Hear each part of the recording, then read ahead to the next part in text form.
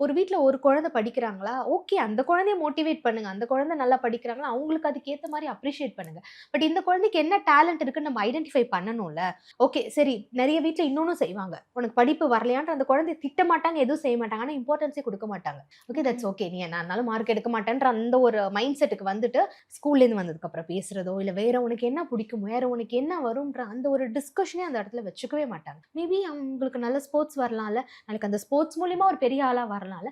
ஏன் அத யோசிக்க மாட்டேங்கிறாங்கன்றது தெரியல. ஸோ சிவியாரிட்டி அப்படின்றது ஒரு ஹியூமன் பீயிங்கா நம்ம ஹர்ட் பண்ணணும். பிசிக்கலாவோ, வெர்பலாவோ ஹர்ட் பண்ணணும்ன்ற அளவுக்கு அது சிப்லிங்ஸ்குள்ள கொண்டு வரும். 2வது எவ்ளோ வயசு ஆனாலும் அந்த சிப்லிங்ஸ்குள்ள சின்ன வயசுல இப்படி அப்பா, அம்மா கம்பேர் பண்ணிட்டாங்கன்னா, அவங்க வயசு ஆனதுக்கு அப்புறமும் கூட அந்த ஜெல்லஸின்றது அவங்கள விட்டு போகவே போகாது. ஓகே அவன் பாரு நல்லா படிச்சான். உனக்கு எல்லாம் அப்பா, அம்மா செஞ்சதுனால தான் நீங்க வந்து எவ்ளோ மூவில பார்க்குறோம் அத. செஞ்சதுனால தான் நீ இப்படி இருக்க.